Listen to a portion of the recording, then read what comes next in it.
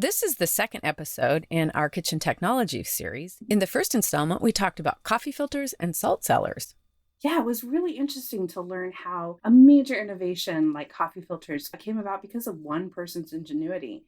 And also how the items on our table really speak to our social status, or at least they once did. I'd say they still do.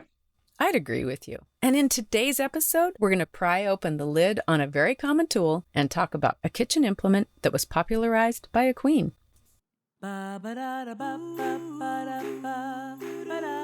Welcome to As We Eat, where we explore the intersection of food, family, history, and culture. We think there's something magical that happens when people get together and share food. Conversations seem to happen a little more naturally. We talk about our commonalities and our differences. We share stories, memories, and recipes. And we'll use food to take a journey that explores our human experience. Share some fun facts and some that aren't so fun. Talk about food history and how food connects and defines us. So if you've ever eaten, prepared, or shared food, then this podcast probably has something for you. Hi, Leigh. Hey, Kim, how are you? I'm doing really well, thank you. It's starting to be the end of summer. It is. We're starting to see plums and apples and all sorts of those fall harvest types of fruits come in. I love it. Me too. Yep, we're rapidly coming into the time of harvest. And for those of us who were prolific in the home gardens, not me, by the way, my brown thumb record endures. Third year in a row where I have not been able to successfully produce tomatoes. But many of us may be trying to figure out how to cope with those bounties of tomatoes and zucchinis and all those other delicious homegrown delights. After all, there is something really special and decadent about having access to those summertime flavors, even through a bleak winter's night. This year, I am hoping to maybe put up some apple butter, specifically with Gravenstein apples from an old orchard tree that my friends have on their property, and maybe try my hand at some Indian pickles. I've got a new cookbook by the author of my favorite Indian cookbook that I used to cook from with my dad. Meanwhile, our friend Hallie is putting up what looks like 1 million pounds of cherry tomatoes and lemon cucumbers. I was amazed at that picture on social media. It's like almost frightening. It was her entire kitchen. It took over her entire kitchen. And the funny thing is, I know that she tried a new technique this year for her planting and her gardening. The results have been amazing. I've been mulling over the concept of food preservation and mobilization. It's a topic that I know we're going to address more fully in a few weeks, but I have been ruminating on the logistics that go into feeding a group of people in action, like an army, for example. And there's an idiom that I think we all know pretty well that says, an army marches on its stomach. And that is frequently attributed to either Frederick the Great or the infamous Napoleon Bonaparte. And we've actually discussed before Napoleon's contributions to gastronomy via his efforts to figure out how to feed his army more economically and expeditiously, more so than deliciously. Not only did we get margarine, we talked about this in our butter episode, as a substitute for butter, but we also got the origin of canned foods, thanks to Frenchman Nicolas Appert, who called canning, quote, the fruit of my dreams, of my reflections, of my researches, end quote. So apparently I'm not the only one who likes to daydream about food. So Nicolas Appert was a late 18th century French brewer and confectioner who was imminently preoccupied with the question about how to best preserve foods. And as a confectioner, he already knew how to preserve all manner of fruits in honey, but he felt that the process robbed the fruit of its natural flavor. Drying foods with salt preserved something, but it also ruined its natural texture, and he said made foods more acerbic. Enter, at this point, Napoleon Bonaparte. In 1795, Bonaparte offered an award of 12,000 francs to anyone who could devise a method to preserve food. And even though he basically knew nothing about the actual science of preservation, meaning like he didn't really understand why this worked, Appert dove into the challenge. According to Consider the Fork by B. Wilson, Appert experimented with conserving fruits, vegetables, and meat stews by heating them in champagne bottles, suspended in hot water baths, gradually moving towards wider-necked bottles, and his results were generally positive. His peas and beans had, quote, all the freshness and flavor of freshly picked vegetables. It took some fancy calculating on my part, but I figured out that Appert's 12,000 francs that he was eventually awarded by Napoleon for his invention is the equivalent in today's dollars of $76,276.09 in the American dollar. So this is not an insubstantial award for figuring this out.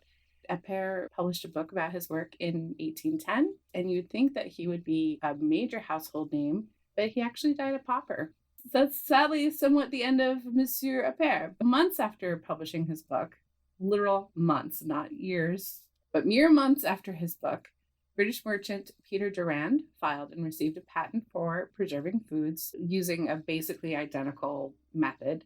So Appert got the money, Durand got the patent. From that point on, he was supplying rations to the Royal British Navy. And you got to remember, too, at the time the Brits and the French are fighting each other all over Northern Europe, all over Northern France. So Durand is supplying food rations to the Royal Navy, basically having stolen a French technique for preserving food. This patent was purchased from him for £1,000 by English engineer Brian Donkin in 1813. Donkin and his business partners, Halls and Gamble, opened a preservatory in Bermondsey that produces foods preserved and contained in tin-coated iron containers. And these are the precursors to the canned tinned goods we think of today, even though we may not be using tin anymore. It was a very cheap, easy tool to use. But here's the really funny, weird bit for me. And this I did not know until I started looking into this. There was a 50-year lag between the popularization and the introduction of the tin can and the tin can opener. Before Robert Yates, a maker of surgical instruments and cutlery, got around to designing the first tool specifically made to open tin cans in 1855, people were opening their cans by using bayonets, pocket knives, or even chisels and hammers. So Yates's first design, and this was not patented, this is just evidence of the first effort to create a tool specifically for this, was very crude. It was a claw-like lever attached to a wooden handle, and I think you basically were supposed to hack your way into the can. It was somewhat effective. It gave way to other designs. The first patented can opener was the 1858 opener invented by Ezra J. Warner of Waterbury, Connecticut, and it is described in Charles Pinati's Extraordinary Origins of Everyday Things as part bayonet, part sickle. And you basically drove a small blade into the top of the can and ripped it open. And I'm shuddering, literally shuddering, thinking of all those sharp edges to the can. I mean, canned foods were dangerous. Trying to open one, you risked your life to do that. And it just also amazes me how slowly innovation came, given how widespread canned goods are. And we're going to totally talk about this again another time, because the food culture of canned foods is vast. And I just wanted to focus today on the technology of it. So 1868 saw a very short-lived innovation using a key to roll a strip of metal off the top of the can. And this turned out to be totally an ideal method for rectangular cans, like sardine cans. But for things that were cylindrical, it was a nightmare. You would only ever get the can part of the way opened. But ultimately, some relief came in 1870 when the design of a can opener with a cutting wheel that we turn around a can's rim was patented by American inventor William W. Lyman, with a small modification to that design done by Star Can Opener Company in 1925, and that added a serrated rotation wheel to the mechanism. So that's basically the mechanism that we see today. The two wheels turning, one of them has a serrated edge that digs into the can, so you get more of that smooth cut. The first electric can opener, still using the wheel mechanism that we're talking about, was first introduced in December 1931. And our truly most modern can openers, they operate by using a side opening mechanism, and that only hit the scene in the 1980s. So I think that the gap between then and now is just really remarkable, in that we've done so much with mills and pressure cookers or Cuisinarts. A lot happened in a very short amount of time. For some reason, we just can't seem to quite figure out how to get our cans open most effectively. Anyway, so that's the story for kitchen can openers. Now, remember though that modern food preservation has its roots in military gastronomy. Prior to World War II, the U.S. Army was trying to figure out a way how to feed its troops economically and efficiently, and decided that foodstuffs packaged in small cans was the best way to go. They needed to have something small and effective but mighty to open said cans, that this was a necessity. So Army engineering came up with what is officially titled the opener, can, hand, folding, type 1 can opener. This is according to How to Feed an Army by J.G. Lewin and P.J. Huff. But this is colloquially known as either a P38 or a John Wayne. The blade folds up to keep it safe. There's a hole at one end. You can wear it on a cord around your neck. And it became basically a soldier's best friend. There are two sizes to them. The larger one earned its moniker as a John Wayne because the original training film on how to use them starred Mr. John Wayne. And the smaller is called the P38 because it takes approximately 38 punctures to open a can. They were originally issued to troops in 1942, and they are still a military inventory item today, although modern military MREs don't have cans in them. They're just packages that you tear open. But you can still get these little devices available on the internet. Wow, that is so cool. I love that they call it the John Wayne, and I think it's cool that they used him for the tutorial on how to use a can opener. The Army really brought Hollywood in a big way to help train, to provide morale. So yeah. There's been a long history of that. But yeah, I love the idea of it. The book actually goes into a list of like 45 things that you could do with that. In addition to opening cans, it was like cutting fishing line and scraping gunk off your boots. It was effectively the Swiss Army knife of the U.S. Army. Very cool. Yeah, next time I'm going to pop open a can, I'm going to take a good hard look at my can opener and really appreciate where it comes from. Right? And think about, can I build a better mousetrap out of its can opener? That's really interesting. First of all, we had this 50-year gap between even having a specific implement that was designed to open a can. And then once it was developed, it really wasn't improved on for quite a while. Yeah. Yeah. We'll see what happens. Yeah. Check in with us in 50 years and we'll see what happens. Well, yeah. Interesting. That's cool. So the kitchen technology that I picked for today is also pretty low tech, but it's had an impact on holiday celebrations and birthday parties and even royal banquets. And it is the cookie or the biscuit cutter, depending upon which side of the pond you live. So molds for cookies and cakes can be traced back to ancient Egypt, 2000 BC. But the modern cookie cutter that we know today really got its start in the 15th century. And it was developed by German craftsmen who carved these really intricate cookie molds of men and women and animals. And then gingerbread dough was pressed into the mold and then it was baked, which I imagine was a very tedious and time-consuming process, having to literally mold each of the cookies. Yeah, I would imagine so. Can you imagine standing for all that time too? No. So in comes another German carver who made this process a little bit more efficient by inserting a metal, which was generally copper or tin, outline into the mold so that it would cut better. Now, Queen Elizabeth was a gingerbread fan. She even had a royal gingerbread maker. Of course she did. Right? Right? Because why wouldn't you? Anyway, so as an aside, I think it's really interesting to see how monarchs or emperors, in the case of Napoleon, have influenced food culture. Yes. And in Queen Elizabeth's case, we posted this on social media, her influence on why hot cross buns are so prevalent during Easter and Christmas. You talked about Napoleon, his influence on essentially the can opener. Anyway, back to the Virgin Queen and cookie cutters. She had cookie cutters carved in the shape of esteemed guests, which were then used to make gingerbread cookies for the royal banquets when these esteemed guests were at court. And it's really interesting to think about this. And we talked about this in our butter episode when we talked about Princess Kay of the Milky Way butter sculptures. And if you haven't listened to that episode, the Minnesota State Fair has an artist that literally sculpts a life-size image of the dairy princess out of butter, like 90 pounds of butter. 90 pounds of butter. Yes. Anyway, I'm really not sure how I would feel watching people taking bites out of my replicated personage. Right? And especially a queen with a record of executing over 600 of her subjects, most of them Yeah. being nobles. And of course, whatever the queen did became very fashionable. So as the request for gingerbread cookies became more and more prevalent, English bakers started using outline cookie cutters rather than molds to help expedite the process. And this is where you start to see the separation of the cookie mold from the outline cutter that was inserted into the mold. And then with colonization came culinary traditions, right? So as we moved from Europe into these other colonies, they would bring their culinary traditions with them. The German and the Dutch immigrants brought to the colonies these spiced cakes and cookies, and of course the cookie cutters that made them.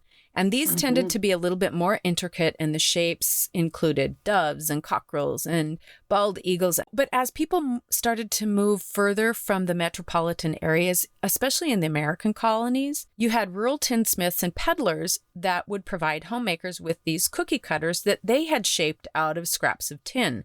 And the shapes tended to be a little bit more simple stars and hearts. By the end of the Industrial Revolution, cookie cutters were being fabricated by machinery. And they were a little bit more intricate than the ones that were made by the tinsmiths and the peddlers, and they lost that homemade look. From there, you start to see other shapes that are coming into the culture of cookie cutters. And the one that I found really intriguing was the cookie cutters that were made in the shape of the playing card. What are those things called? Oh, the card suites or Exactly. Yeah. Yeah. And we had those forever and I could never understand it. But bridge parties were so popular. That makes so much Right? sense. Yes. So now I understand. I get the spade and the heart and the diamond and the club. I was always like, oh, well, it's a heart. But what about the rest of these? You can thank the popularity of bridge parties for that. All right. Thank you, popularity of bridge parties. Now, during the 1940s, we start to see these plastic cookie cutters. And do you remember the red and green ones? Absolutely. Yeah. Without a doubt. And they always seem to have these more intricate designs that were fused into the inside of them. But I was always so disappointed because they always seemed to bake out. They would. Yeah. I was going to comment on that. I would say I love the romance of an intricate cookie cutter that has a lot of interesting facets to it, but some of them are too narrow, and so your dough burns in certain spots or blobs out. And I don't know if that's the fault of the cutter or maybe the dough is not being properly, refrigerated to handle. Oh, that could be. I don't know. Yeah. I never figured it out. I know. We'll have to talk to a baker about that. Those especially the holidays, those red and green ones. Yep. Candy canes and Santa faces and angels. Christmas trees. Yeah. So then the other thing, because of this mass production that you started to see, was flour and baking brands that were starting to include cookie cutters in flour boxes and flour bags and giveaways to promote their products. Yeah. This made way for many more promotional cookie cutters. Mario Brothers, Barbie, Looney Tunes, Teenage Mutant Ninja Turtles. You had this ability to take any type of a really popular pop culture thing and turn it into a cookie cutter. Because of that, you have this plethora of things for collecting, right?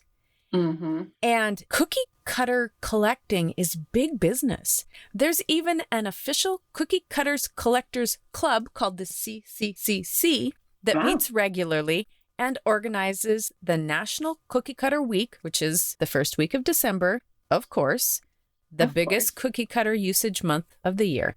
And there's a cookie cutter museum in Joplin, Missouri. Oh, heck yeah. Right? Go. Me too. Me too. I'll meet you there. Okay. I'll meet you there. Okay. I'm thinking about this idea of the cutters having modern properties. It reminds me of when the Mandalorian TV series came out, and there's a character that for a long time people were calling Baby Yoda. And I know that's not the official name of the character, but that people figured out that you could use an angel cookie cutter and modify it to create cookies that were in the shape of Baby Yoda's head. Right?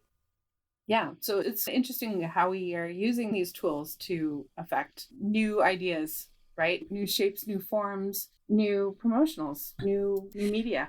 To that point, there is actually a cookie cutter that was developed by a Norwegian chemist. It's a mathematically efficient cookie cutter. Oh, that's cool. Yeah.